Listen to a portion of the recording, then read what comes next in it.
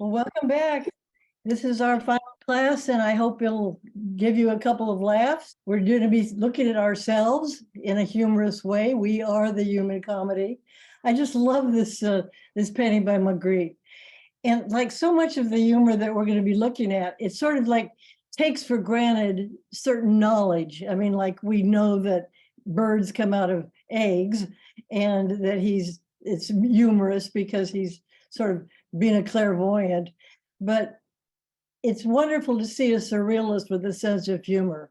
And that's what I feel with Magritte. So I hope you're ready for mirth and mockery in masterpieces. The first artist is one that I've said in the past, happens to be my very favorite. And for a long time, I was kind of embarrassed because I really love him for his humor. And, it's supposed to be a serious artsy thing. Here we have a picture of him on the left, and on the right, it is said that it is a self-portrait in that whimsical picture that you see in the middle. I mean, talk about humor. That guy has a pub in his rear end and a few other whimsical touches. So we're going to be looking at drolleries.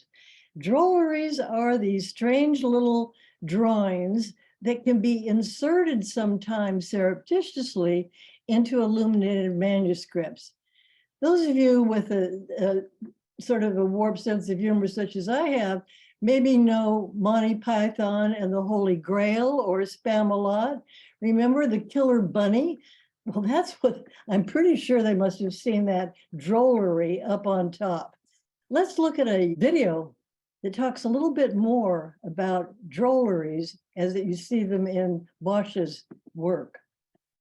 Hi, I'm Charles, and this is The Garden of Earthly Delights by Hieronymus Bosch, and I'm going to teach you a little bit about how to read the symbols in the painting by explaining to you drolleries. Drolleries were drawings added to the margins of devotional books and religious manuscripts. These manuscripts were beautiful and expensive. They provided bragging rights to their wealthy owners. The decoration became as important as the text. Some decorations were merely illustrations of the text. Some were doodles, but some were symbols. There are many reasons for using symbols, but one of them is to make or hide social commentary. Prayer time was made a little more tolerable by the addition of these amusing drawings. One could show off one's wealth and piety by showing such a book to guests. They would naturally want to see it open to admire it. This would allow for a parlor game where one could show off not only one's wealth and piety, but one's wit by interpreting the drawings. This took some insight, as the meanings were not always obvious. However, when seen as a game to be played rather than as a serious spiritual edification, you understand why the more crude, quirky, and grotesque the drawings were, the more value it had for its owner. Hieronymus Bosch came from a family of painters. The Bosch family shop would have been full of copies, if not originals, of manuscripts and drawings. Bosch must have loved drolleries from childhood. They would be irresistible to any child. He may well have learned to draw by copying drolleries. In the grim world of the Middle Ages, they would have been like finding a secret door, a door to a world of forbidden thought. Take, for example, the prancing monkey boy leading a lion cub. First, we gather some observations. What do we see and what do we know? We see a crown. We know a king wears a crown. Since a king wears a crown symbolizes a king or royalty. We see the little jester's head on the stick. Jesters are silly members of royal courts. Cardinals wear red pointy hats. Note the body language. It explains the relationship between the two. Hand-holding implies intimacy. Parents lead children by the hand, so this implies one gently dominating the other. The king is standing still, but the monkey boy is in motion. We can say the monkey boy is taking the lead. The king's body is like a cat, which is a predator, but the face is that of a lamb, which is passive. The tailless monkey might also be a symbol for a monk, the lost tail equating to sexlessness or celibacy. Monkeys are also thoughtless, primitive, mischievous, dangerous, impulsive, and easily frightened. If we combine the ideas, even without knowing the surrounding text, we can read a generic interpretation. We can say as follows: a member of the court, likely a dim-witted clergyman, is leading a childish royal down a foolish path. And if we knew more about the context and the times that it was written in, we could even pinpoint perhaps the policy that this royal is being led into.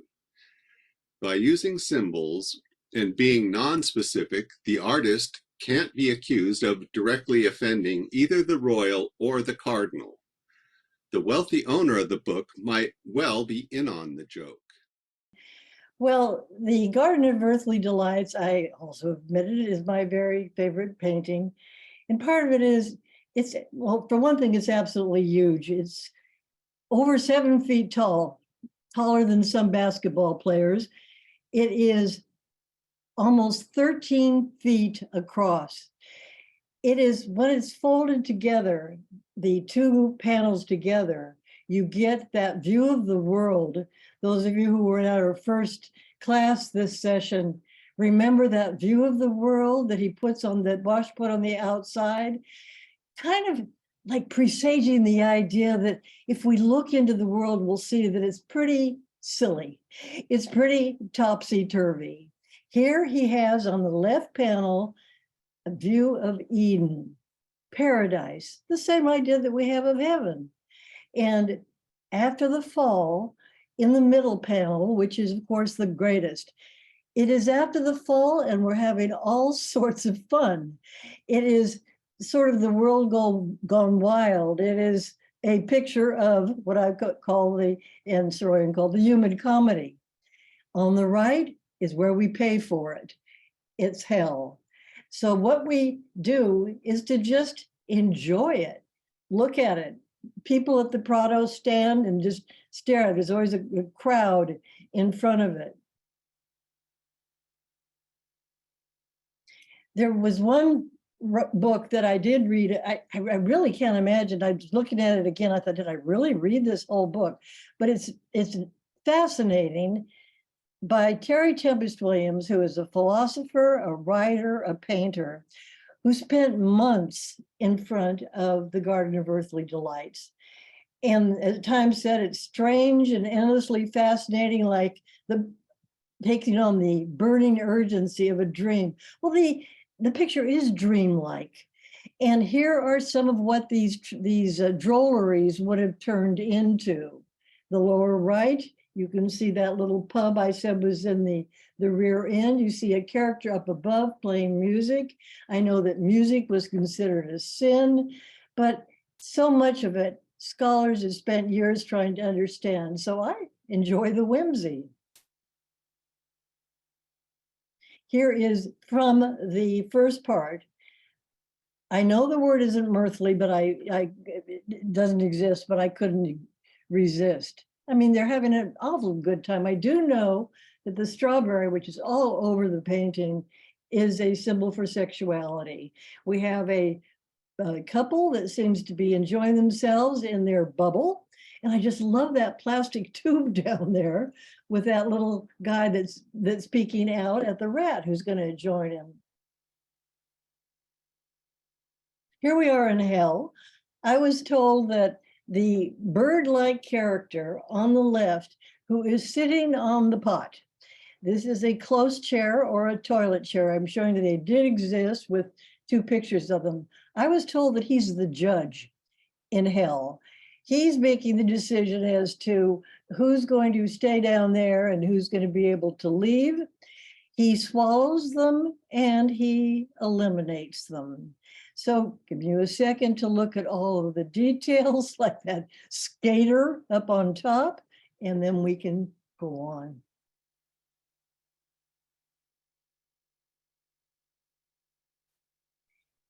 I just got such a kick when I saw this little squib in my People magazine, because it's a bit of popular culture coming up to meet Bosch. I don't know how many of you saw or spent 3 hours watching Babylon. It is a feeling of being in that hell, or perhaps partly in being the garden of earthly delights. The first part of it is a very, very long segment that is looking like what you're looking at the screen. It's a story of early Hollywood. This is what I liked. Lights, camera, naughtiness.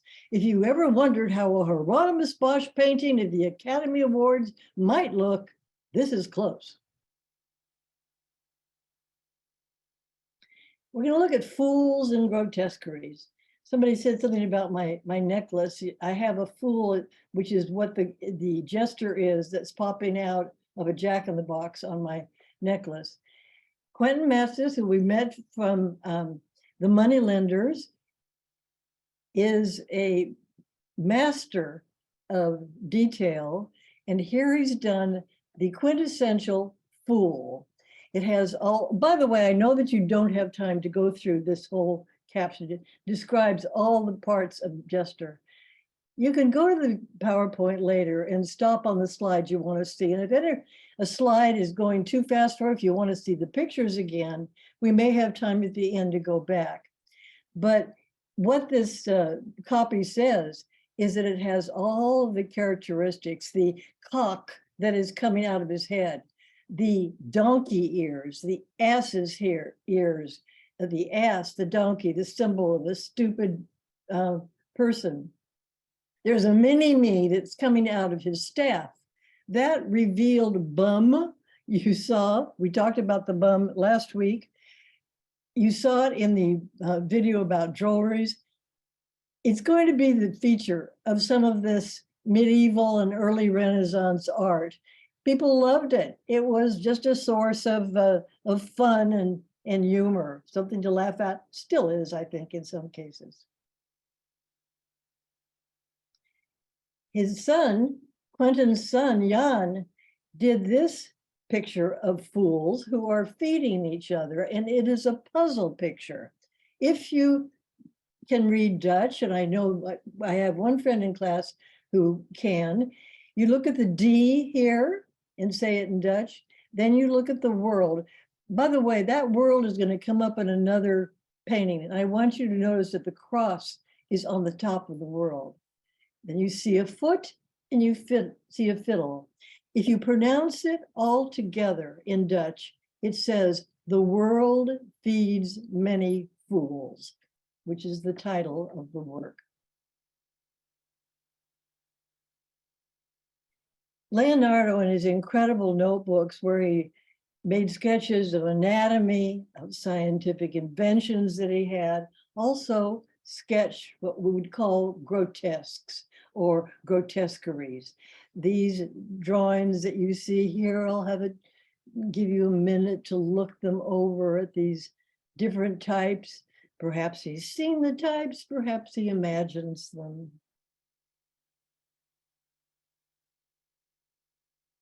On the left, you see a drawing by Leonardo. In the middle, here's our friend Quentin Masters again.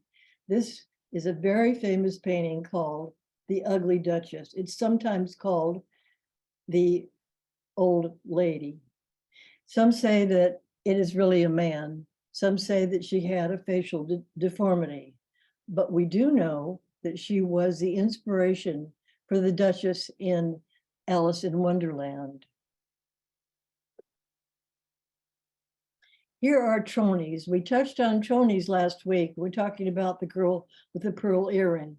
These are people, but they're not portraits. They're personages, they're types, often funny. And people bought them up because They're showing people that they would know in daily life. They picture their own daily life.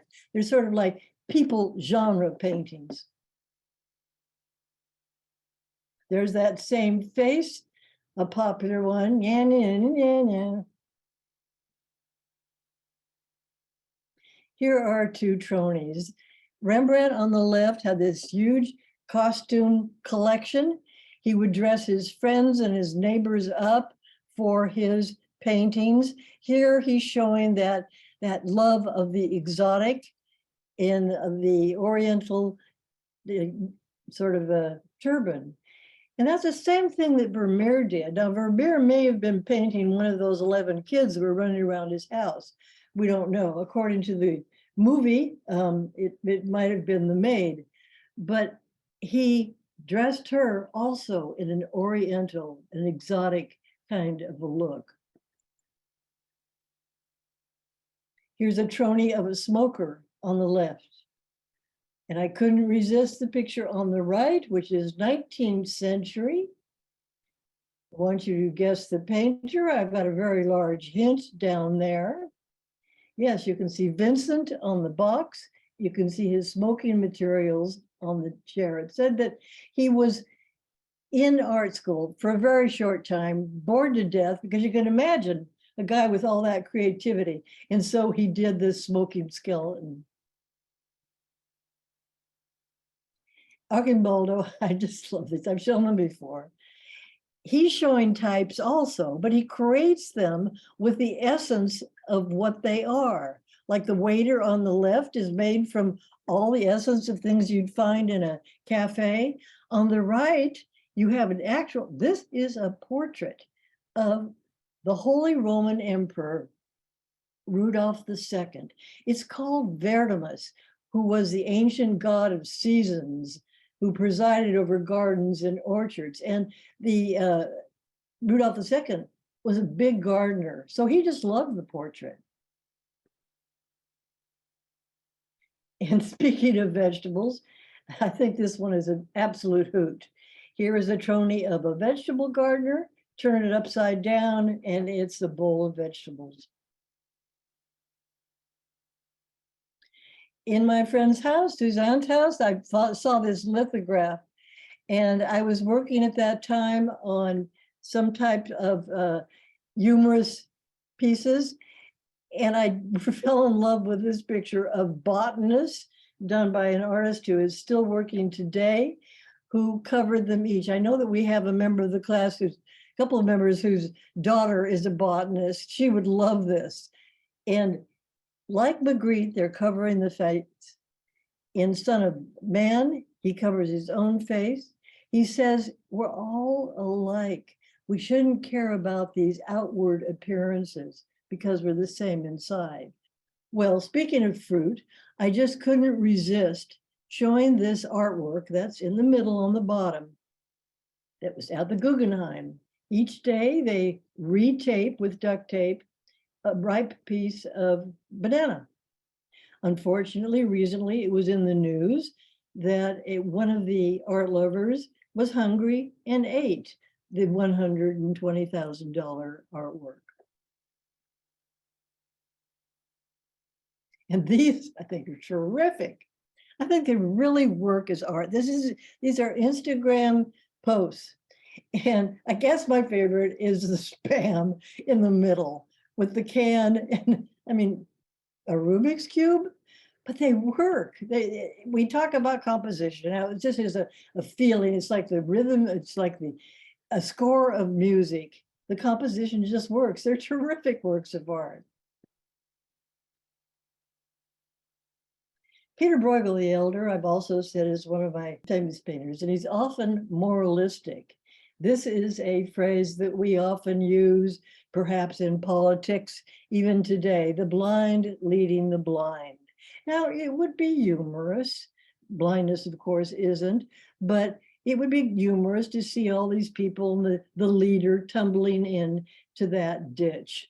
But it also, of course, means people following a leader, and very much like when we talked about the jewelry in the video. This is an incredible masterpiece by Bruegel. It's also called The Topsy-Turvy World, which is kind of a subject of most of what we're looking at today. In it, Bruegel has done a genre scene of what the village would have looked like that he lived in Flanders and Belgium, which is what is now Belgium. And there are 126 different proverbs. Many of them have a meaning that is not carried forth today, but many of them do. If you're interested in them, you can go to my website and I'll have a link to all 126. They show the pictures and they show what the old proverb was and what it is today. If you look up there, you will see pies that are falling off the roof. You will see all sort of manner of activities that people are engaged in.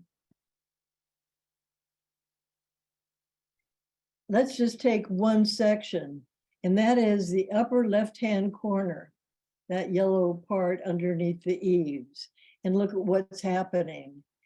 The top one is fools get the best cards. Luck overcomes intelligence. Look at that. It's like a jester's hat.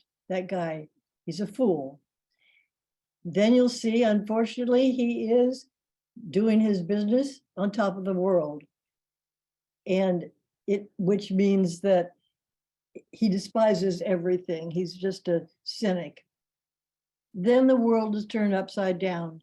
I mentioned to you that in these globes, the cross should be on the top. Back of the fool with the cards, you see two men holding each other by the nose, and that means to fool each other. And then up above, there's a knife, which is there hangs a knife. In other words, I issue you a challenge. But my favorite is on the right, right above the table there. You see an eye. Underneath that, you see a pair of scissors. In Dutch, the word for wink is snip eye. So Bruegel is saying, winking at us and saying, this is just a huge put on. Just have fun with it.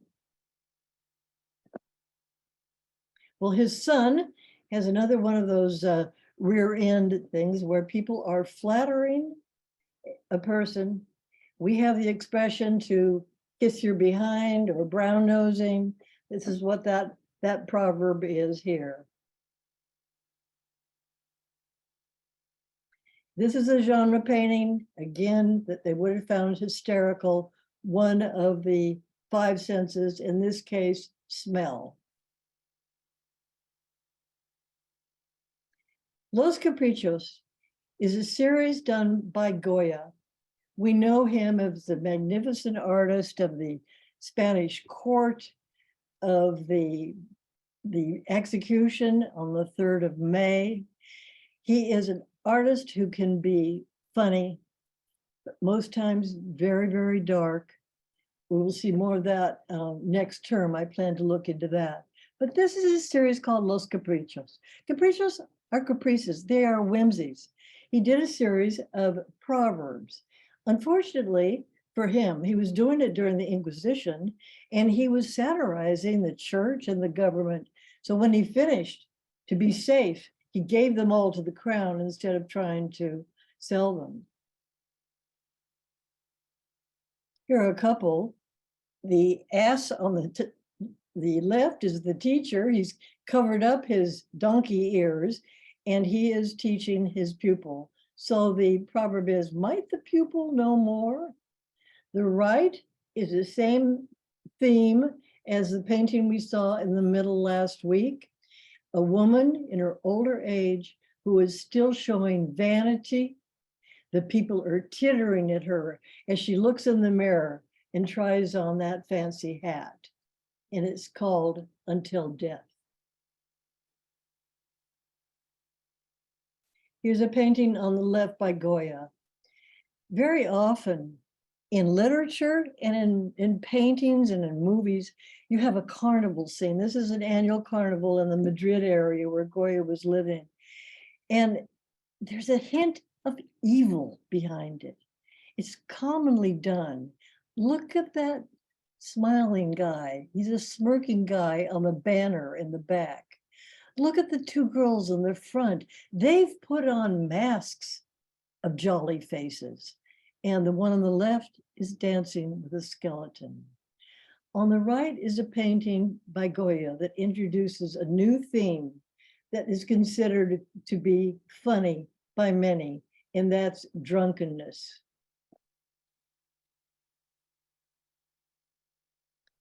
This is the land of cocaine. All my research says that it's not related to the cocaine that we know, which comes from coca.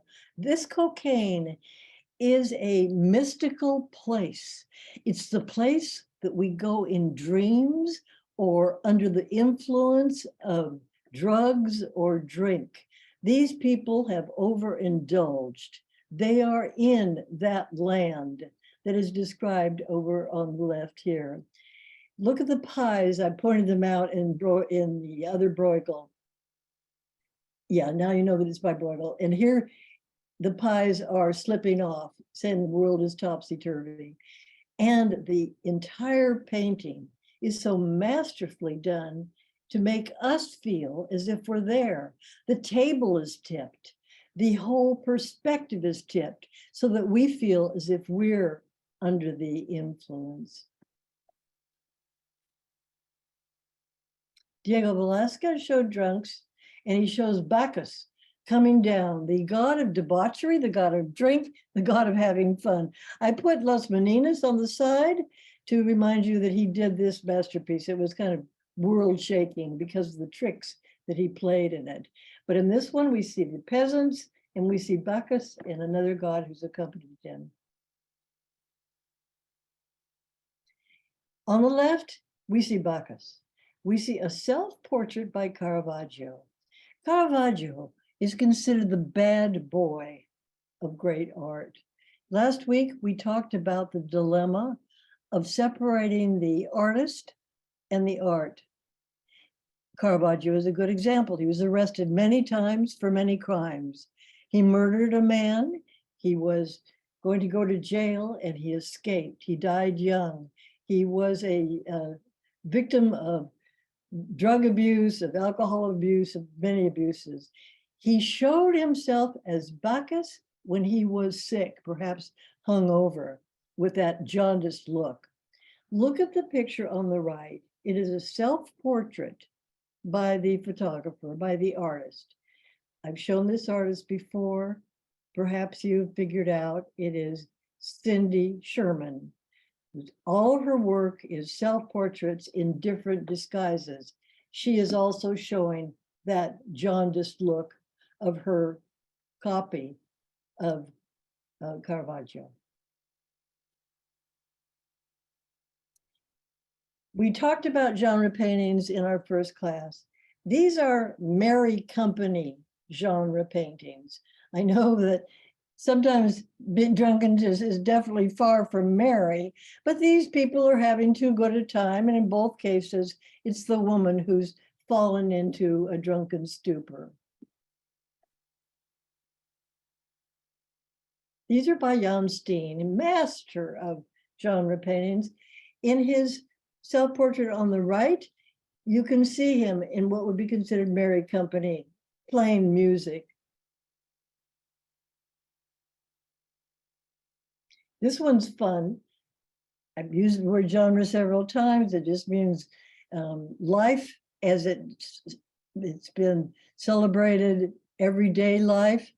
And here you have a quack doctor who's come into a town and is doing some dentistry, sort of painful to look at. Well, here's the same theme in the 20th century.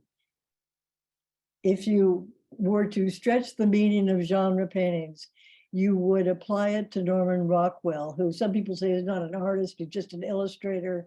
I don't want to draw the line. But here's the boy in the dentist office.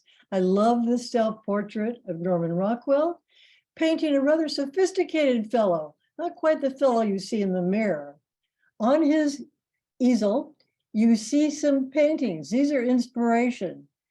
You may recognize the Rembrandt the second from the top, and the bottom one, who's Van Gogh. And I had to show this play on Rockwell, where Mickey is looking in the mirror, but not painting himself. He's painting his daddy, his creator, Walt Disney. Rockwell has a golden helmet at the top of his painting, an homage to Rembrandt, who painted the Man in a Golden Helmet. And Mickey has Mickey ears on top of his easel. And he's on a fruit box with the fruit label from California. Satire is not always humorous. On the left, we see a Norman Rockwell painting of a kindly truant officer, a policeman, who is treating a young runaway at the soda fountain. I'm going to read the caption to the 2014 play on that. This is the heart of satire. Using our cartoon, there may be humor or irony between the two paintings, but the thought that we take away is far from humorous. The militarization of Officer Joe. So we're going to talk about satire, giving you a few seconds to look at all the ways that we see satire in literature, in movies, in plays, and certainly in art. Of course, comedy is one way. Humor is definitely part of it, but there's so many different aspects to the satire that we're going to be looking at now. The master of satire in France was Honoré Daumier. You see two caricatures of him to the right. Caricatures are a form of satire where you exaggerate certain features, make it a funny picture, showing what that person is like, how the caricaturist sees that person.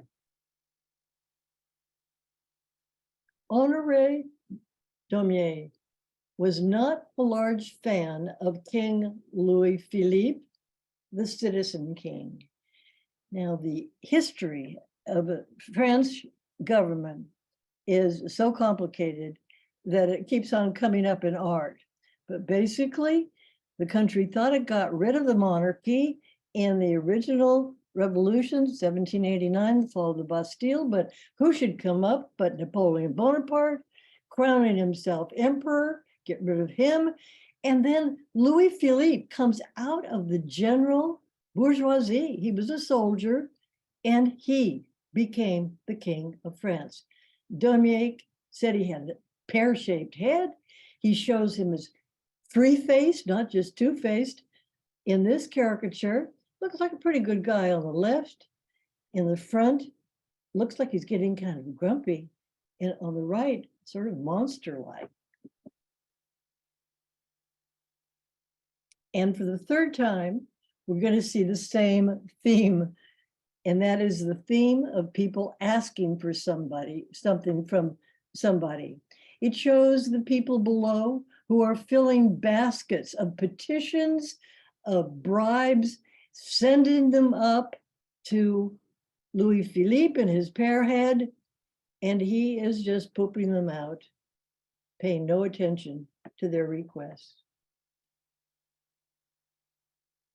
In America, it's said that Benjamin Franklin really started satirical cartooning by doing this piece that shows that if the colonies don't unite, they are not going to be able to become independent from Great Britain. Thomas Nast was the father of the American cartoon, and he, not particularly necessarily the satire, but just the cartoons. And here you see two caricatures of him. His bugaboo was Boss Tweed at Tammany Hall, the corrupt government in New York City, party. We've been taking all those bribes like you saw with Louis Philippe. the cartoons that Boss Tweed did that Boss Tweed, that we can see that Nass did of him, really led to his downfall. And we know him as the father of our Santa Claus. This would have appeared in Harper's Weekly, and he designed our jolly Santa Claus to replace the European Saint Nick.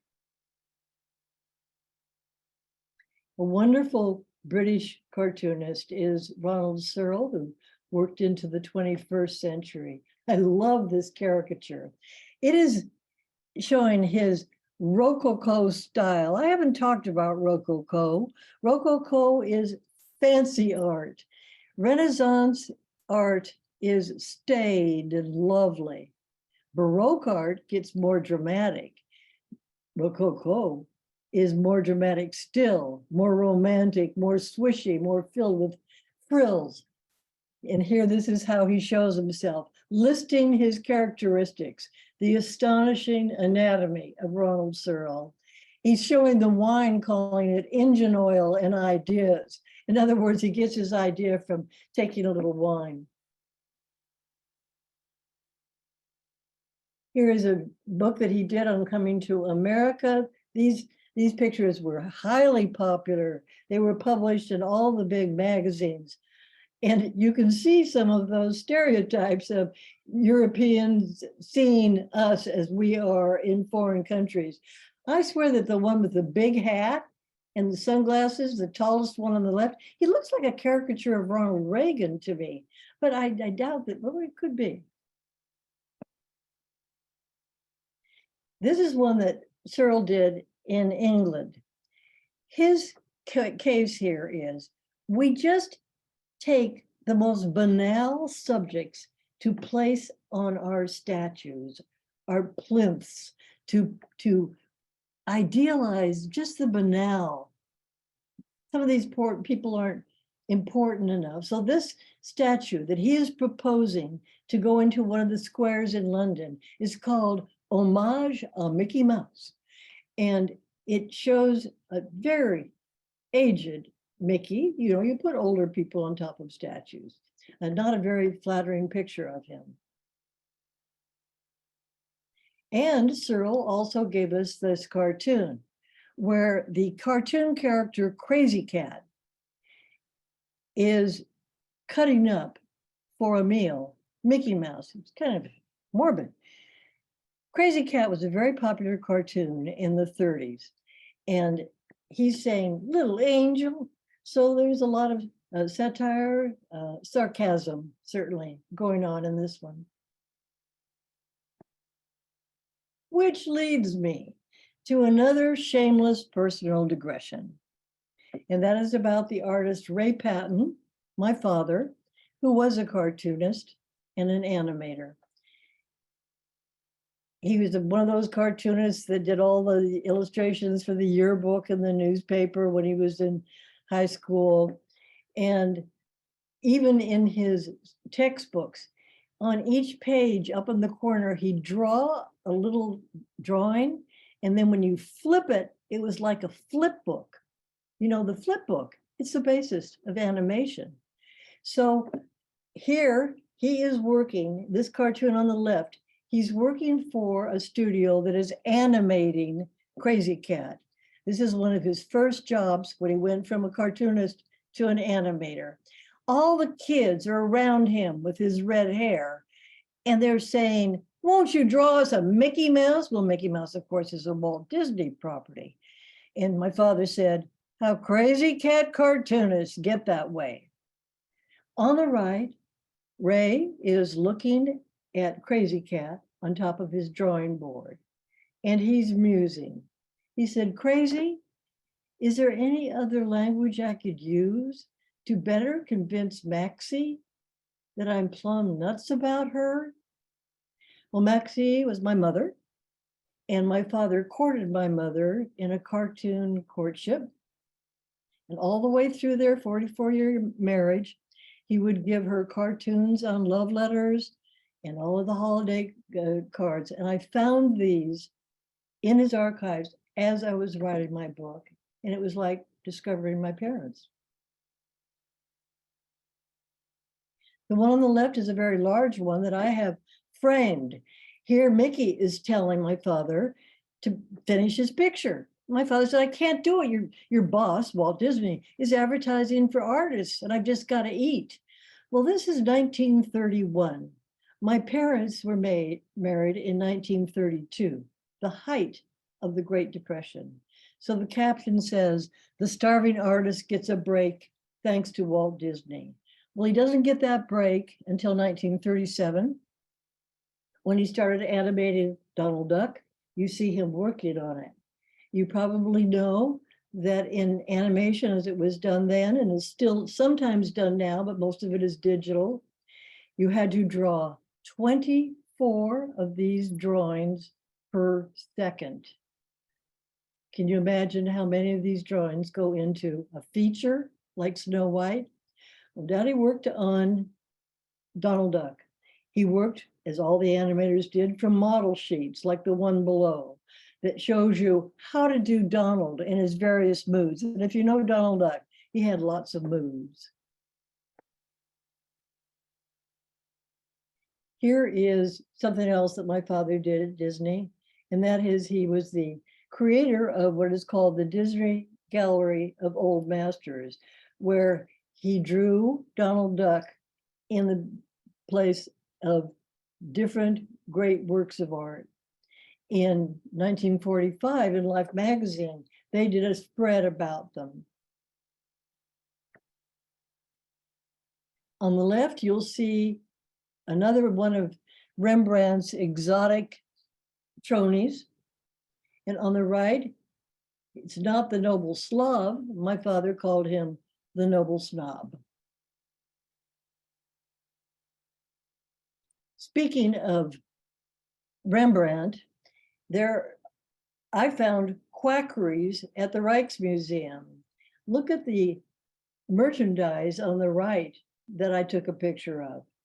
When I was looking at the return of the night watch about 4 years ago at the Rijksmuseum, I found this merchandise in the gift shop, celebrating the fact that it was returned after it had been working in restoration.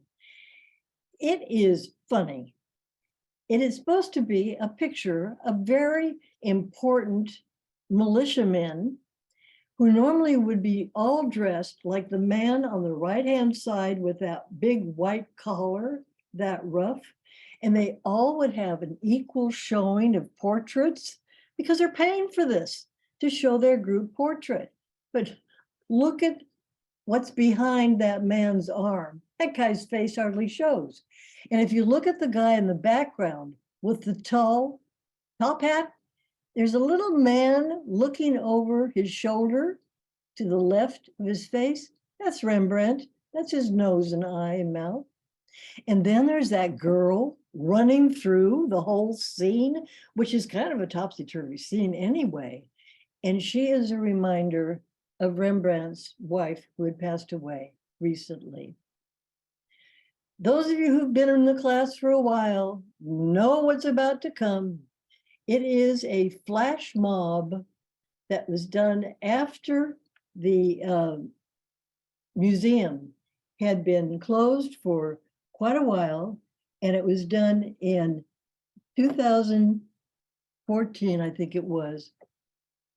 And I'd like to share it with you because I think it's so funny.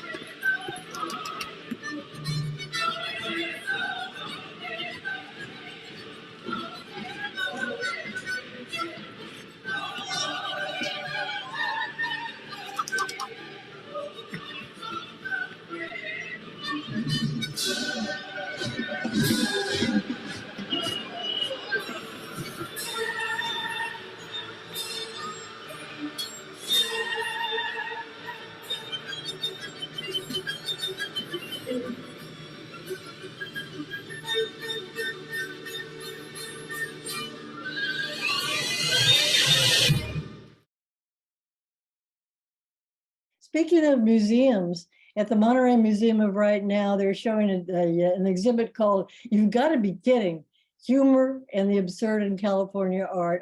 Didn't have a chance to get there, but I'm sure it's a lot of fun. They probably show, I know that they have pieces of Bay Area funk, which was in one of Diane Levinson's great classes. So you might want to check it out. The next section is Artists on Art. When I first saw this, I thought, I'm not going to show that. It's horrible. You know, it looks like it's mutilation. But it is a mannequin that is all fallen apart, that the artist has been using as a model. And just all hell has gone kaplooey in his art studio. And this one, I read that this artist was walking along the boardwalk and he pointed to that buoy and he said, "I can paint anywhere. I can paint on the buoy." This might be apocryphal, but it's a wonderful painting of what happened when he tried to paint on a buoy. This is great. Now, you art connoisseurs, you notice that these people, these robust ladies that are flooding out of that painting the man is copying, look like they're done by Rubens. Yes, these are Rubenesque ladies. The man who's copying is doing something that when I first went to museums in Europe, they were allowed to do. They would get permission to actually copy paintings as an art activity. Well, our artist here, Louis Beroux, was very well known for the time that he was copying the Mona Lisa. This was done in 1912. And he saw something was awry. And what had happened is that they had cut the original Mona Lisa out of the frame and stolen her. Well, the one that we see today is the original. It was returned. Thomas Rowlandson, British. It's a lot of fun, particularly as you'll see in a minute, in how he talks about art. He's caricaturing himself after too big a meal in this self-portrait. I love this. Talking about a art studio that's gone amok. This might have been sometimes what happened to Vermeer, because, you know, he had 11 kids running around. His studio was in his home. This guy, everything is going wrong in his household. It's just like those genre paintings that we showed in our first class. And he is showing his mood at what's going on in that painting. It's really a lot of fun. Here is his connoisseurs. I've said before how much I don't like the idea of highbrow and lowbrow art, of making art a snobbish thing. Here are three men who are contemplating this masterpiece in the front. The guy in the back is not hiding his salacious feeling about looking at the nude painting. And here again, we have critics, experts, in the form of what is called a singerie. A singerie is, we use it in, talking English also. It's a monkey trick. It's a painting that satirizes something using monkeys or apes as characters. Here again, we have the critic behind the artist in this singerie and making fun of the critic. I don't think the painter has put anything on his picture yet. Here is a critic that got shown in hell in Michelangelo's Last Judgment. He was the master of ceremonies for the Pope. He told the Pope and anybody who would listen that he did not approve of all the genitalia that are being shown on Michelangelo's paintings. So Michelangelo had his revenge with the bite of the snake.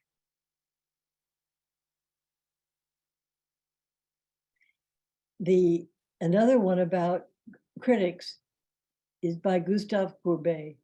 As a young man, he just really was upset because he wasn't accepted by the art critics, by the salon at that time, and he's tearing his hair out. It's a fabulous self-portrait. I think it's so much like Caravaggio's Head of Medusa, with all the snakes coming out as if it's her hair. And so, when my friend Suzanne sent me, among other humorous pieces, and by the way, thanks to all of you, Brenda, I know, Bruce, several of you sent me some funny pieces. She sent me this picture on the left, and I thought it looked like the head of Medusa. I'd been working on that. And what it is, it's a sculpture created with black pumps. It's called Shine. Willie Cole is an artist. He's sitting in a chair made of pumps. You may wonder if shine has any reference to shoe shine, which is a sort of a stereotype, shoe shine boy of Black people. We'll talk more about that. We talked about it with Faith Ringgold last week when she showed the two Jemimas. Here is more about criticism. In this Champlain picture, the boy is symbolizing artists. Artists are being told in this picture, get out of the frame. Don't be restricted by what the salon or the academy wants you to do. Come on out, do your own thing. And here we see a satire of an artist who did his own thing. It's called the parody of the Fauve painters. The Fauves were a school of painters that used really wonderful colors, bright, vibrant colors put together in astonishing ways. And one critic said they look like beasts. They don't know what they're doing. And so it stuck. The word for beast is fauve in French. You may have gone to Diane Levinson's class on the Armory show. Matisse and other artists who were avant-garde came from France. They were scandalous in their work that they did. Chenier here, probably Shaner because he's an American, he was in New York. He saw this and he said, I think that he's just a beast. I can't stand his work. So he makes Matisse as an ape, and all the people who are worshiping him are being stupid for worshiping an ape. Here we have another work that pays homage to Matisse. On the right, you see Matisse's dancers. On the left, you have a picture called Beauty is in the Eye of the Beholder. It shows the artist. This is a self-portrait. He is Black. He's looking out at us kind of just to say, so what do you think of this? He's turning the dancers into a shade of brown. There is a woman in the room who might be a prostitute. She's either taking off or putting on clothes, or she might just be a model.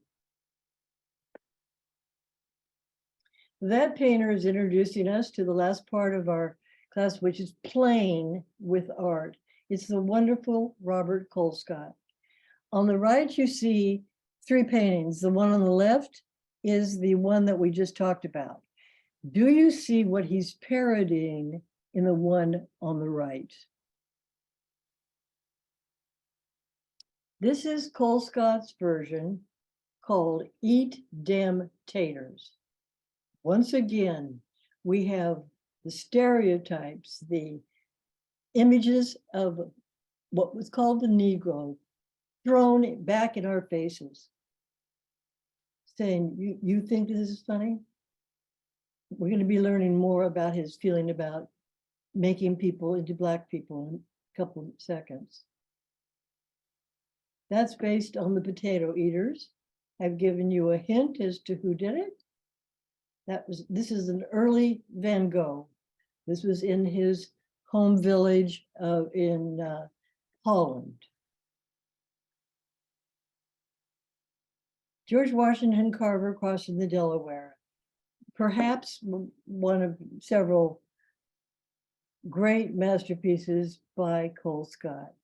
He is satirizing our way of looking at the Black population. He shows not George Washington, but George Washington Carver. Look at the people in the boat. What do they have in common? Okay, let's look at a video about this painting.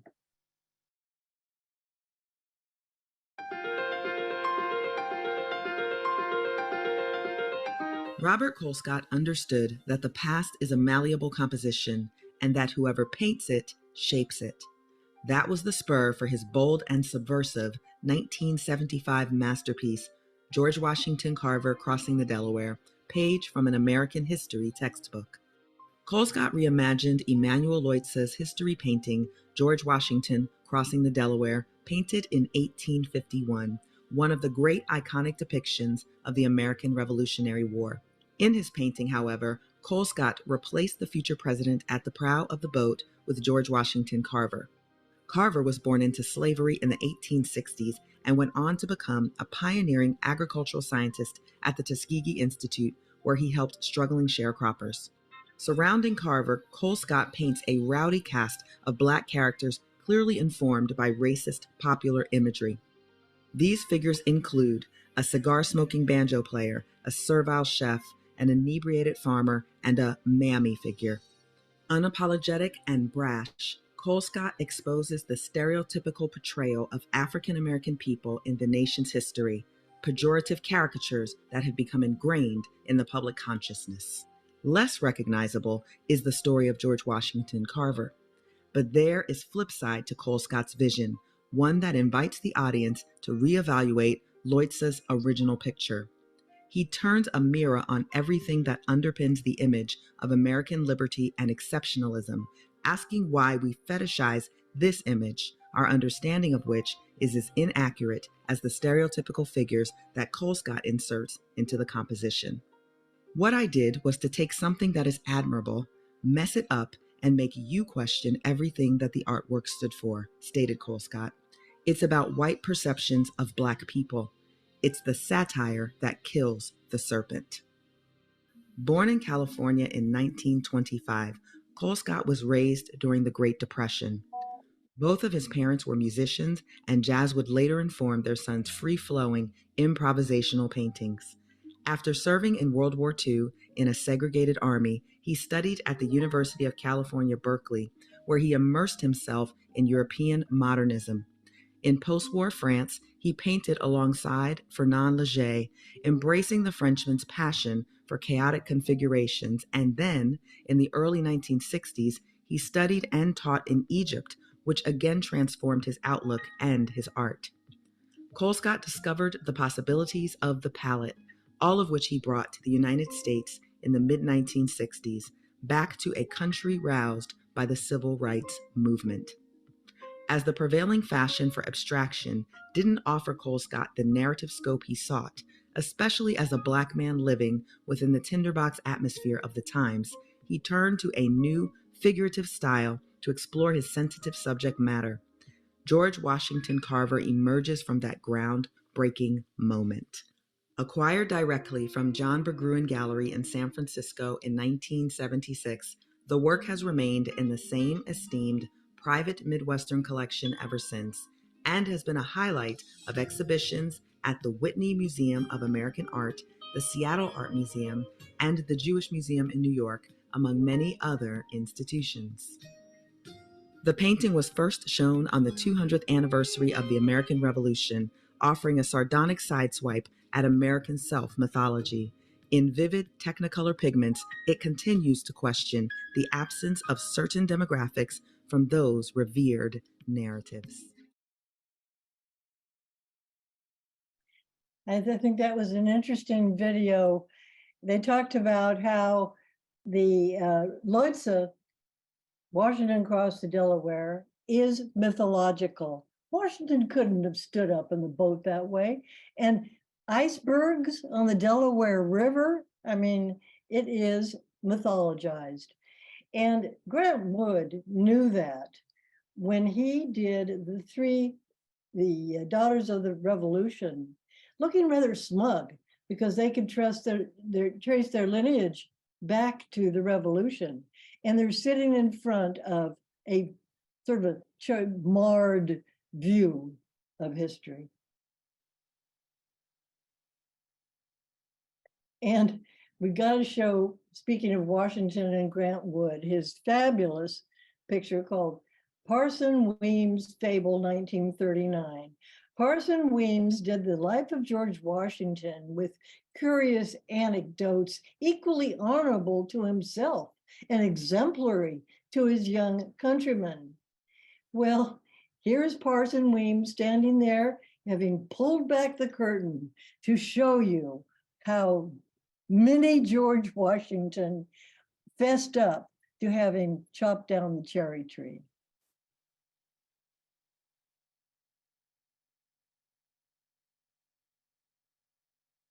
And here we have Colescott showing clothed women. This is called Les Demoiselles d'Alabama, which is French women, young women from Alabama, vestidas, dressed, which is Spanish. And he is playing on a picture that you have seen. You saw it last week. Wondering if you know who it did, who did it. Let's see.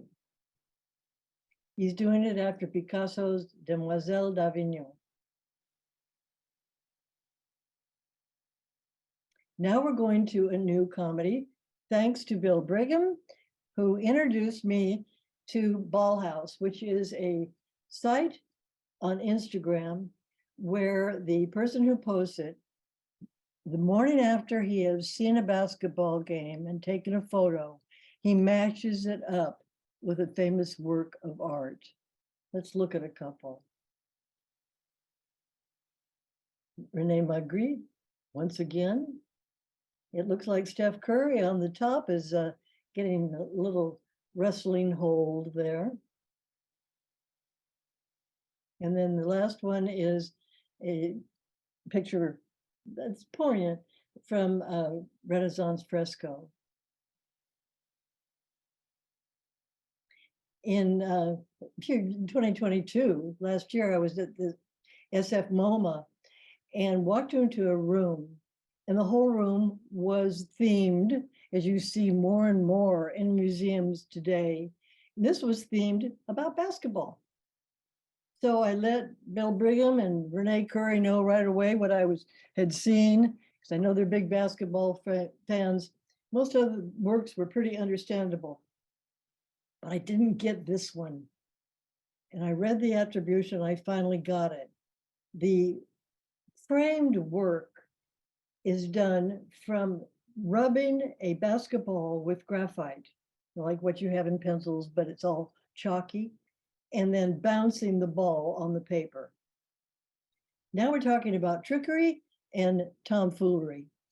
Here we have a scene of a fortune teller on the right, and the man is holding out his hand to have his palm read.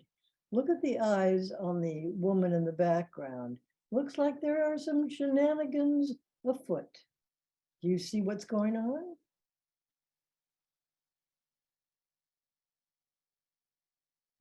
Well, here you see in these two that they're getting his watch and his other jewelry off him while he's engaged in having his fortune told.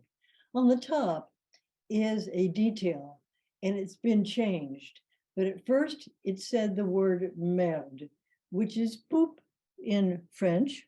It's also the word that you use instead of break a leg when you're speaking French. Somebody goes on stage and you say merde. Here's Georges Latour. We saw him with the picture of Mary Magdalene looking into the mirror with the candle. And we see the players, and you have one guy who's hiding the ace of clubs behind. You also see that strange look that we saw a couple of minutes ago, a couple of seconds ago, of the woman over there. I wonder if she's getting signals from the other woman. And here are the card sharps by our old friend Caravaggio. Look what's going on. Do you see all the trickery? These amusing things would have been very popular, very funny to the people who would be buying these pictures. Hopefully for the artist, it might be a museum. There's a guy hiding on the right, hiding cards in the back. On the left, you have a guy looking at his cards, and the man in front, in the back of him, is looking at his cards also and giving signals to the guy on the right. Here is I think a morality tale, probably me sermonizing. This is a very, very popular series, and it is the quintessential picture of lowbrow art, and that is dogs playing poker. It's also highly popular. People love these. There's many people have them up in their home. On April Fool's Day one time, a director of a museum sent out a press release and said snobbishly, I think I'm just going to get the whole series and put it into the museum, which is just saying, can you imagine putting that into a museum? Okay, we're going to be sort of playing a game as we go on now. The game is called What's So Funny About That? Your job is to look at these cartoons and figure out why they're funny. Look at my floor. Look at that ceiling. Okay. I think you got that it was from Michelangelo's Sistine Chapel. They used to work on a scaffolding that you see in the middle picture there. Now they have that wonderful cherry picker. They can get up to the ceiling. Oh, by the way, somebody on my site said that they got tickets to go to that Michelangelo show in San Jose. And I hope you can get to the Santa Barbara one. But it's not true that he did it on his back, as they showed in Agate in the Ecstasy. On a letter, he talked about what a horrible job it was doing it and how he had to stand up all along. By the time he got back to doing the Last Judgment, which was really 20 years later, when he was almost 60, and he was 60 when he completed it, he showed himself as just a depleted sack. This is a self-portrait. And he mentioned that in the same letters. And this was such a tough job. Next cartoon. How many artworks do you see pictured?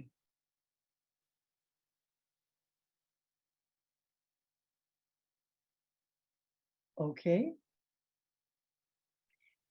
The sky was from Starry Night from Van Gogh. The girl with the pearl earring was doing that little V that I see many people do, showing that they're ready to take a picture, mostly in Asia. When you take your camera out, you take your phone out and do a picture, everybody's hands go up with that little V that she's doing in that cartoon. The Mona Lisa is the one taking the selfie, and they are on the bridge of the screen. And speaking of the scream,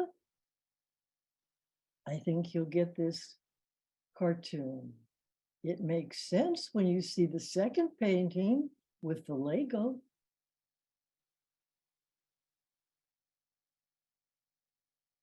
Okay, here we have one of two pictures that are both about the same painting. Does this make any sense to you? A melted Mickey Mouse watch.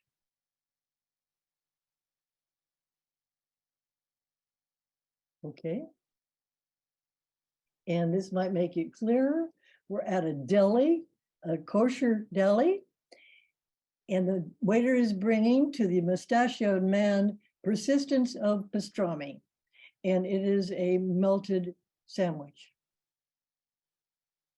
Okay. That is from Salvador Dali's The Persistence of Memory. And if you think I'm going to explain that painting, I'm not. Besides, we're talking about humor, and it's not exactly a laugh a minute. This is subtle. You have to know who Hopper is. You have to know the characteristics of his paintings to understand 5 minutes after Hopper went home, all hell has broken loose. And gosh, it looks like you're looking at a Bosch painting. We're back to the Garden of Earthly Delights. There's some wonderful drolleries that are in here. And look at that giant foot walking by the cafe that has that cigar store sign up at the top and some kind of a monster at the bottom. And that, of course, is Edward Hopper's Nighthawks. What is the characteristic here, as of so many of his works? It's peace, it's quiet, it's stillness, it's silence. Definitely not what we just saw. This is the way it looked when Hopper was there, painting it, and then all hell broke loose. Here is another cartoon. I know we have an economist as one of our class members today, and this one takes it for granted that you know something about, unbelievably, the United States debt ceiling. I've had this cartoon for a very long time when the debt ceiling was being discussed, but right now, I mean, I haven't heard the news today. I don't know what's going on yet, but you have to also know a little bit about American politics, that an elephant stands for a member of the Republican Party and an S stands for a member of the Democrat Party. You have to understand the basis of their conflicting, often economic philosophies in order to get what the elephant says. I refuse to pay for the hamburger I ordered and ate. And the donkey says, just put my hamburger on my tab.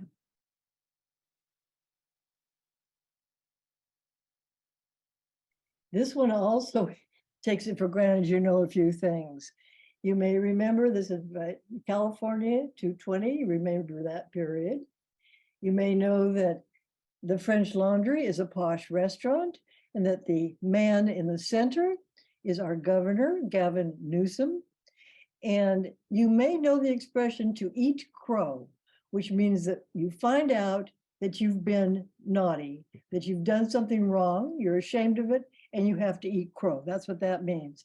So they say, who ordered the crow? Why? Well, it's because he's going to this birthday party at a time when he's telling Californians not to go to parties and certainly not unmasked. Why? Because see the COVID coming through the back windows? And do you know what painting this is based on?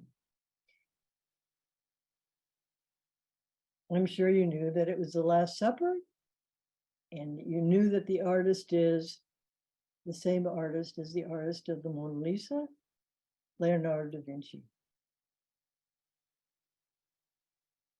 Here's one that I think is a lot of fun. The character on the left, I think, is the most caricatured artist. I think everybody knows exactly, even if you just see the eyebrows, you know who it is. So we have a man who says the woman who's at his door, I prayed that you'd come back.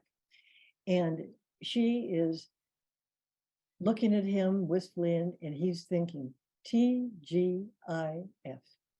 Thank God it's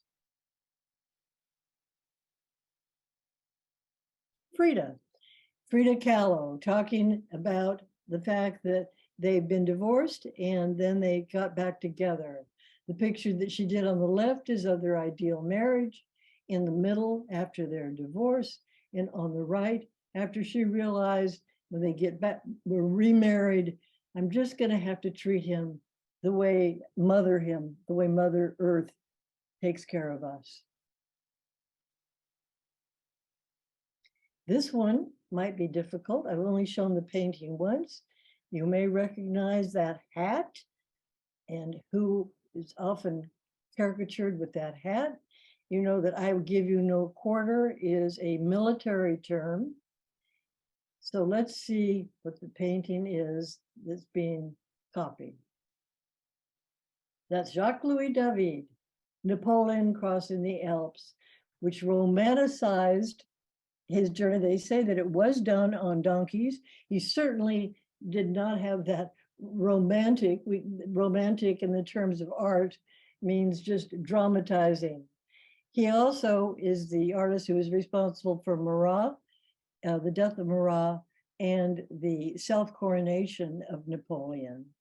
Look at the name Bonaparte on the rock below. Just like with Ronald Searle, this is just glorifying our Napoleon. Kehinde Wiley, who is famous for doing the Obama portrait, did his version, and this is a theme we've been talking about today, of what if it were a Black person in that same pose.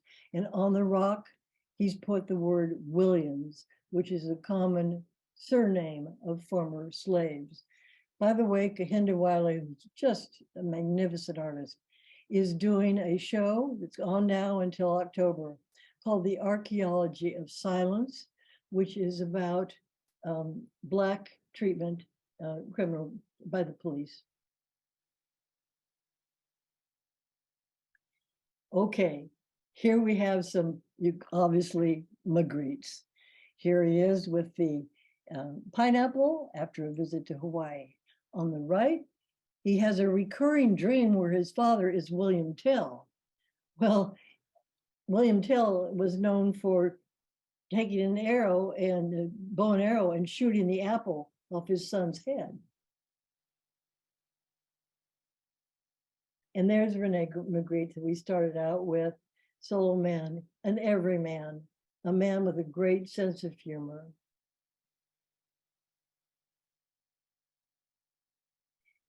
For the last part of the class, I'm going to ask you to use your imagination, your creativity. You're going to be going into a magical museum of mirth. You're going into this room, and all of those frames are going to be filled with pictures. You're going to walk around and you're going to look at those pictures. Some of them are going to be ones that you're very familiar with. Others will be new to you. They magically have been all congregated in this one place. So Leslie is going to show you a few seconds of each one of the 12 paintings that you should see.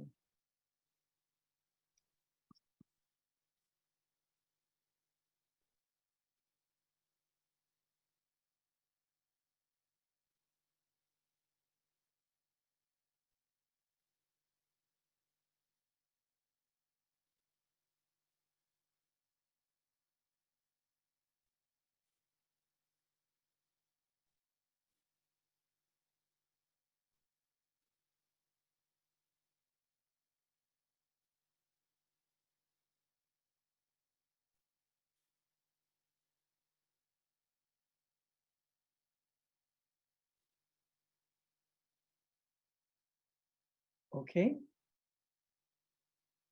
And this is the last one. Now, you're going around this museum and you're looking at each one of these 12 pictures, and you suddenly realize that there is a group of art students that are with you, and they are doing sketches from the paintings, just as we saw earlier at the Louvre.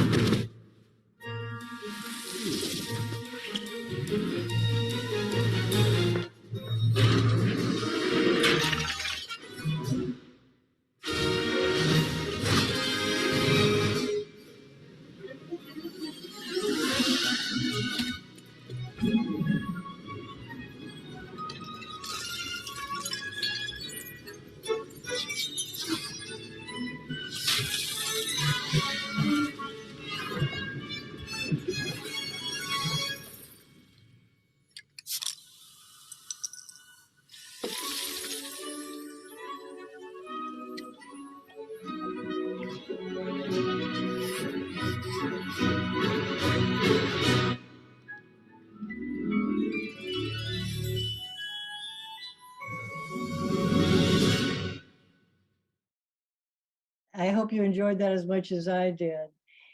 I'm leaving you now. This is the last slide. And in a couple of days, I'm going to Amsterdam to the Rijksmuseum to see the blockbuster Vermeer show that's going on there. And I'm going to be going to some other museums in Netherlands and in Belgium. I'm taking you with me and talk about that and things like the changing world of museums in the fall. I hope to see you then.